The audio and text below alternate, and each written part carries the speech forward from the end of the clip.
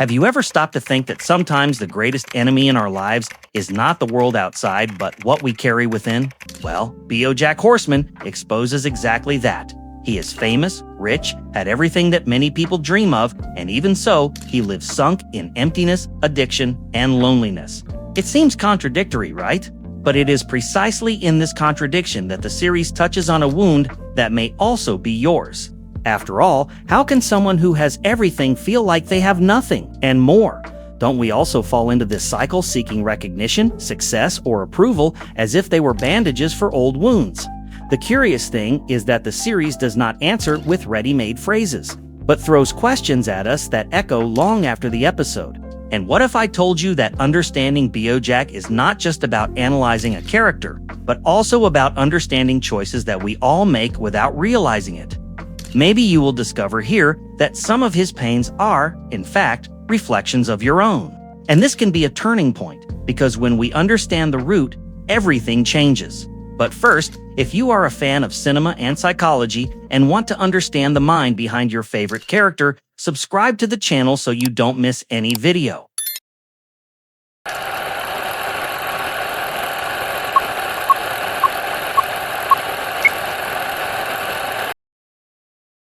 Imagine a talking horse, a Hollywood star, who was once acclaimed by millions, but today wanders through the corridors of his own mansion with more silence than applause. This is BoJack Horseman, the protagonist of one of the boldest series of recent times. In the 1990s, he starred in a sitcom called Horsin' Around, an absolute success. He was loved, idolized, and placed on a pedestal. But over time, that shine began to fade.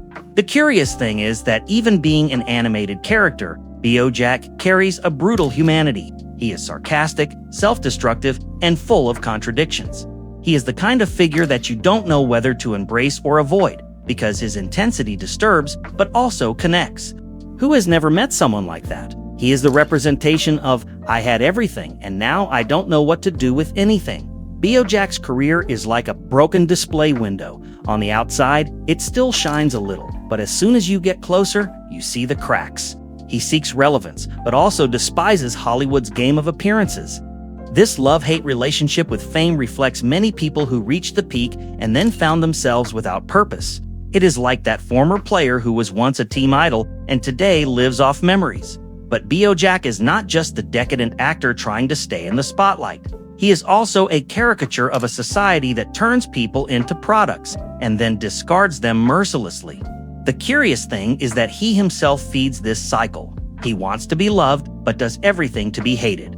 And then, have you noticed how sometimes we also sabotage what we most desire? If you stop to think, BoJack is a kind of distorted mirror. We look at him and laugh at his excesses, but immediately after, there is that discomfort. Is there not a piece of ourselves in there, who has never felt trapped in the past, clinging to an old version of themselves? It is this ambiguity that makes the series so addictive and almost hypnotic. It is impossible not to notice how the series' own universe reinforces this duality. Hollywood is shown as an amusement park, bright on the outside but corroded inside. BoJack is just another old toy forgotten in the corner. The difference is that he knows it, and this awareness is both his curse and his greatest narrative strength. When someone talks about BoJack Horseman, they usually first think of sharp humor, quick jokes, and the absurdity of seeing anthropomorphic animals living human dramas. But behind this layer, there is a complex character, a being who cannot escape himself. And let's be honest, this is one of the greatest dilemmas of any person: how to escape one's own shadow. So, before diving into his traumas and conflicts, we need to understand BoJack is not just a depressed horse. He is the materialization of a question that many people avoid asking. What remains when fame, money, and recognition are no longer enough? And it is precisely in this gap that his true story begins, because the spotlight only illuminates so far. From an early age, BoJack carried on his back a weight he did not choose. His parents, instead of caring, poured frustrations and grudges onto him.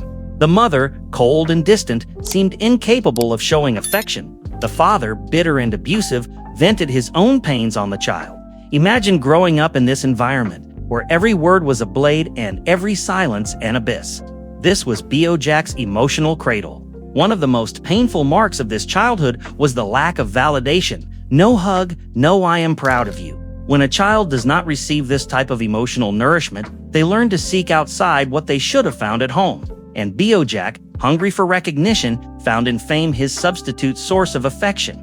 But, like any artificial source, it soon dried up. This emptiness created in childhood does not disappear over time. It seeps into adult choices. BoJack came to believe that he was not worthy of genuine love. So, when someone approached, he made a point of destroying the bond before it could be destroyed. It is as if he unconsciously repeated what he learned from his parents. Love always comes accompanied by pain. Anyone who has lived with this kind of wound knows how it shapes the view of the world. Everything seems suspicious. Nothing is reliable. You might even recognize yourself in this. That moment when someone compliments you, but your mind insists on saying it's not real. This chronic distrust, which for BoJack became a shield, practically turns into an invisible prison. The curious thing is that BoJack is fully aware of this past. He talks about it, remembers it, complains, but never truly faces it. It is like that friend who knows that smoking is bad, but continues smoking because the habit has become part of their identity. BoJack carries childhood pain as if it were a tattoo, something he shows to the world but does not try to erase. The relationship with his mother, in particular, is an open wound. Every encounter between them is a silent duel, an exchange of poisoned barbs. It is impressive how she manages to reduce BoJack to the insecure boy he always was, even when he is already a famous adult. This dynamic reveals a hard truth. Some wounds only heal when we decide not to define ourselves by them. The father, on the other hand, represents the shadow of toxic masculinity that BoJack absorbed without realizing. The sarcasm, the posture of contempt, the escape through vices, it all seems like a mirror of the man he swore he would not be, but ended up repeating. This irony of life is cruel, but familiar to many, who has never promised "I will never be like them," and, years later, noticed the same gestures escaping. It is on this minefield of childhood that BoJack's first ghosts were born, and with every decision he makes in adulthood, this past whispers in his ear, reminding him that there is no way to erase what has been lived. But can this cycle really not be broken? Or was the key always there, hidden in the same place where it all began? Trauma related to career and the weight of fame after a turbulent childhood, BoJack found temporary relief on the stages and in front of the cameras. The sitcom Horsin' Around gave him something he never had at home: applause. But applause is noise that does not last. It is an echo that fades quickly.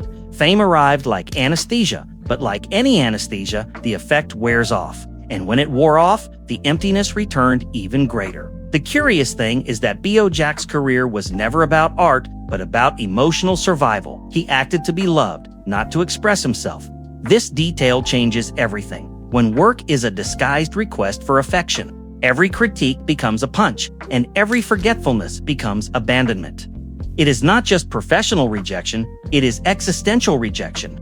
Fame also brought a cruel burden, the prison of his own image. The public knew BoJack as the fun dad on TV, but he was nothing like that off camera. This contradiction corroded him because he needed to maintain a mask that never belonged to him. How many times do we also find ourselves acting in roles we did not choose, just to not disappoint expectations? The problem with living on applause is that it does not fill the silence of the night, and BoJack, when he was alone, dealt with what he tried to hide: the fear of being irrelevant. This fear is not exclusive to celebrities.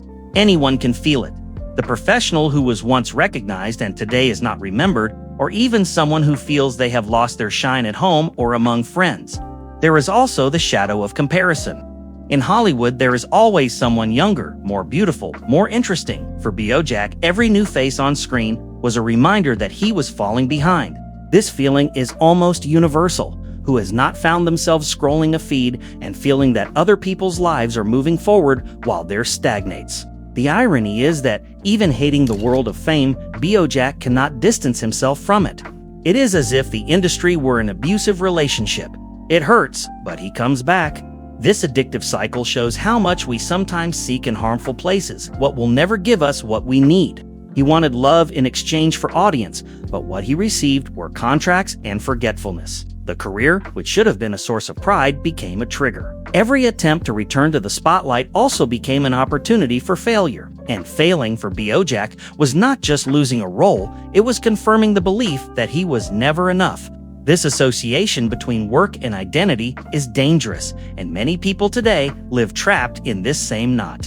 In the end, BoJack's greatest trauma is not having been famous, but having believed that this would solve his emptiness. The glory passed, the contracts ended, and he remained the same wounded boy. But was fame just a symptom of something deeper? Or perhaps a disguise that never managed to hide the pain that had been there for much longer? Trauma in relationships and inability to connect genuinely if there is something that follows BoJack in every season. It is the difficulty of forming true bonds. He even tries, but always messes everything up along the way. Friends, colleagues, loves all end up distant, hurt, or destroyed by his inability to deal with his own vulnerability. It is as if he had learned too early that loving means suffering, and therefore he prefers to sabotage before the pain comes. When Diane enters his life, for example, it seems that there is finally someone who understands him. But closeness scares him, and BoJack responds with sarcasm, attacks, and distancing. It is curious. He seeks connection, but cannot handle it when it appears, who has not found themselves in this paradox. Wanting to be close, but afraid of being truly seen, with Princess Caroline, the relationship is even more intense. She is the person who always tries to fix BoJack, even when he repeatedly proves that he does not want to be saved. This dynamic mirrors many real relationships. On one side, someone trying to rescue. On the other, someone sinking on purpose. The result is always the same, where resentment and frustration. BoJack also carries the mark of fear of abandonment. Every time someone moves away, he feels as if it were a repetition of what he experienced with his parents. But instead of dealing with it, he reacts with self-sabotage. He drinks too much, says what he should not, disappears for days. And in the end, he confirms what he fears most, being alone. The curious thing is that even aware of all this, BoJack insists on the same pattern. It is like driving on a circular road, always passing through the same points. This makes you think, how many times do we also repeat cycles even knowing the outcome? It is like opening the fridge, knowing that there is nothing new there, but opening it again just out of habit. In the rare moments he lets the mask drop, what appears is someone desperate for affection. But this affection must come with impossible guarantees. Never abandon me, never criticize me, never show me my mistakes. No one can sustain this type of expectation, and that is where his relationships collapse. After all, real love requires imperfection. There is also the detail of guilt. BoJack does not just ruin relationships, he mentally punishes himself afterwards. He ruminates, remembers, punishes himself mentally. This creates a vicious cycle. Make a mistake, feel guilty, promise to change, repeat. Those who watch the series notice how familiar this pattern is, because deep down, many people live trapped in these endless loops only outside the screen. And perhaps it is precisely in relationships that BoJack reveals his greatest tragedy. He intensely desires something he does not know how to receive. He wants love, but cannot believe in it. He wants closeness, but builds walls. He wants trust, but spreads doubts. But is this difficulty connecting just a reflection of childhood, or has it already become an unconscious choice he repeats without realizing it? Trauma related to addiction and escape through substances. If there is a trait that accompanies BoJack in almost every scene, it is the bottle in his hand or the pills on the table. Addiction is not just an aesthetic detail, but the heart of his escape. Drinking and using drugs become the tools he uses to anesthetize pain, to avoid dealing with the ghosts of childhood, career, and relationships. The problem is that this anesthesia comes with very high interest. Alcohol, in BoJack's case, is like a treacherous friend. It offers quick comfort, but soon becomes a relentless enemy. He believes the drink gives him courage to face the world, when in fact it drags him even deeper. It is like that shortcut that seems easier but only leads you to a dead end. Anyone who has experienced something similar knows how seductive this false relief is. The curious thing is that addiction never appears alone. It always walks hand in hand with guilt. BoJack drinks to forget, but wakes up remembering even more. He uses drugs to quiet his mind, but ends up hearing louder echoes. It is like trying to put out a fire with gasoline. This dynamic is brutal because the cycle never breaks on its own. Addiction also works as an excuse. Whenever BoJack makes a mistake, whenever he hurts someone, alcohol or drugs are there as scapegoats. It is a way of avoiding looking in the mirror and taking responsibility. How many times in life do we also come up with justifications for our own mistakes? It may not be a bottle, but it could be work, busyness, or even lack of time. Another important point, BoJack's addiction is not just physical, it is emotional. He does not use it only for pleasure, but to escape what scares him. Silence, loneliness, memories, everything becomes a trigger. So instead of facing it, he dives deeper into escape. It is a human pattern. After all, we all have ways to escape, even if they are not as self-destructive. There are episodes in which we see the devastating effect not only on him, but on those around him. People who try to help, who care, end up dragged into the same whirlwind. Addiction never affects only the user. It contaminates bonds, erodes friendships, wears down relationships. It is a wound that overflows, even when the person believes they can hide it. And the most painful thing is realizing that, deep down, BoJack knows he is fully aware that every dose is a shot in the foot, but prefers the predictable pain of the drink to the uncertainty of change. This reveals a deep point about the human mind. Often we choose known pain over the possibility of healing because the new is frightening. Have you felt this in some area of your life? In the end, BoJack's addiction is more than a habit. It is a symptom of poorly healed wounds, suffocating loneliness, and a heart that never believed it deserved peace. But is it possible to break this cycle? Or has addiction become so intertwined with his identity that removing one means losing the other? Trauma related to guilt and the weight of one's own choices? If there is a ghost that haunts BoJack more than any other, that ghost is guilt. No matter how much he tries to distract himself, drink, or laugh at his own tragedies, guilt always finds a way back. It appears as memories hurt people, poorly made decisions.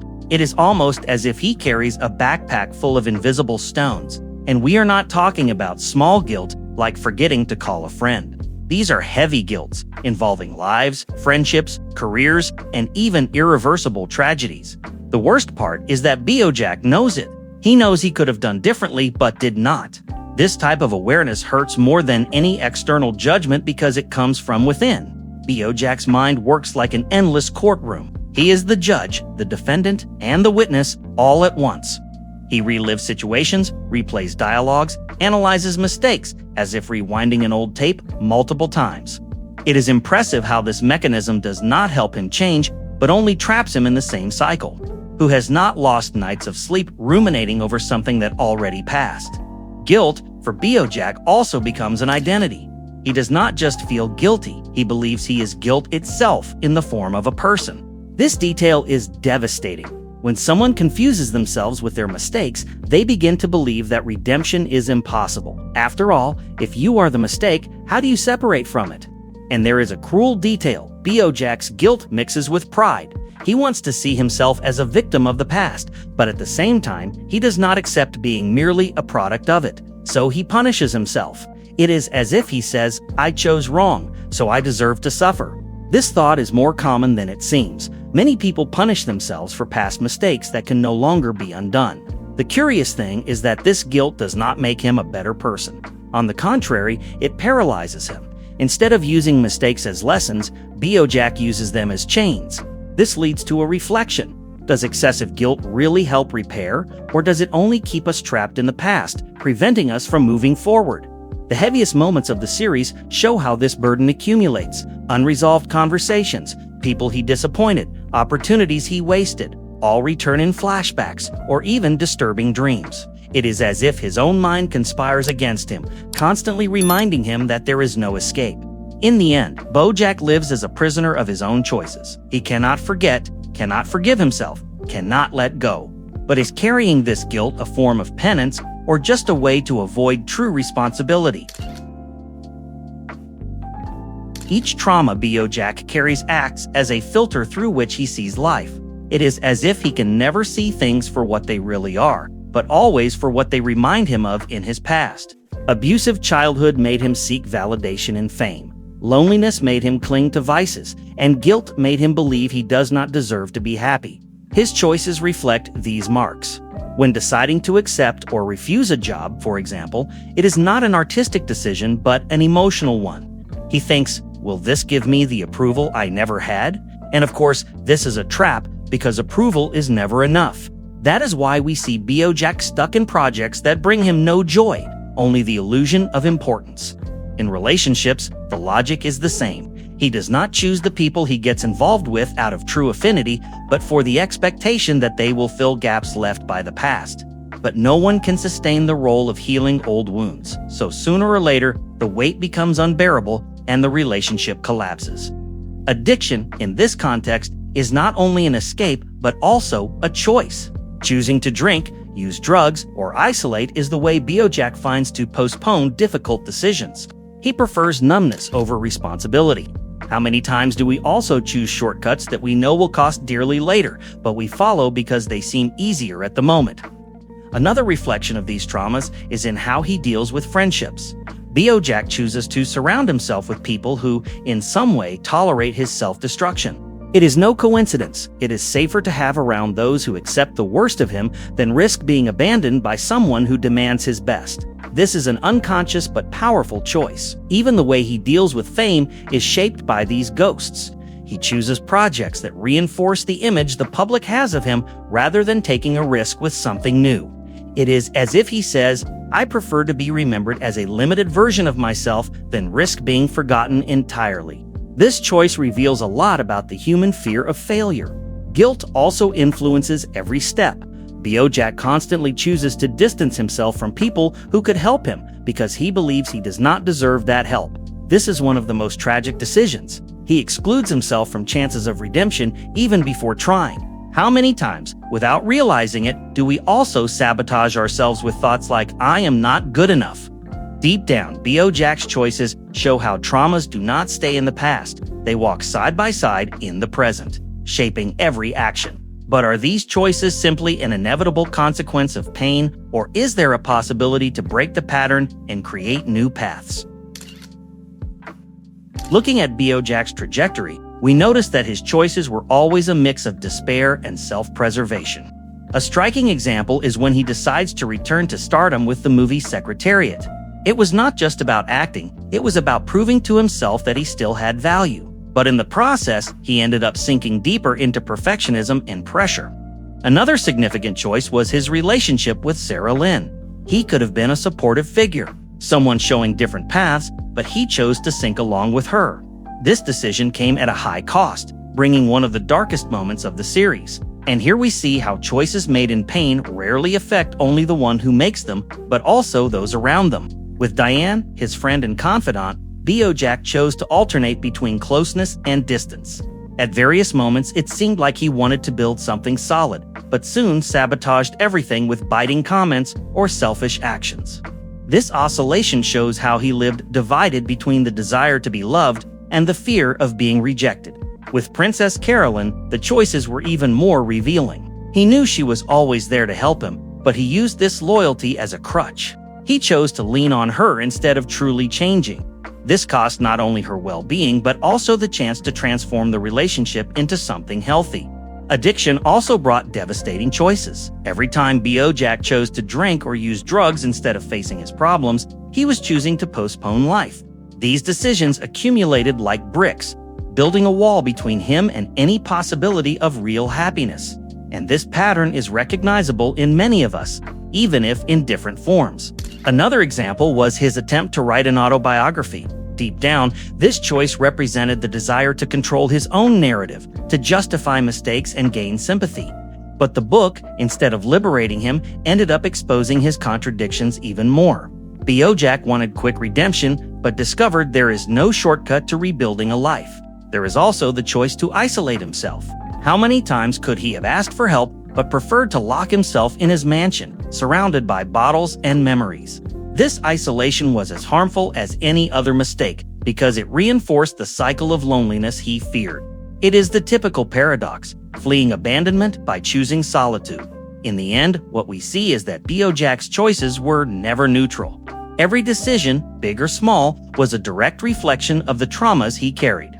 And the most intriguing thing is noticing that even when it seemed he had learned, he fell back into the same patterns. But do these choices define who he is, or only show who he believed he was up to that point? And now, tell me, What did you think of this analysis of BoJack Horseman? Did it make you see the character in a different way? Or maybe, did you even identify with some part of his journey? I really want to know which part affected you the most. And by the way, which character would you like me to bring for the next analysis here on the channel? It can be someone as complex as BoJack, or even someone you think is underestimated, but deserves a deeper psychological analysis. If you enjoyed this content, subscribe to the channel and turn on notifications so you don't miss the next videos. The idea here is to dive deep, not stay shallow, bringing reflections that connect fiction with real life.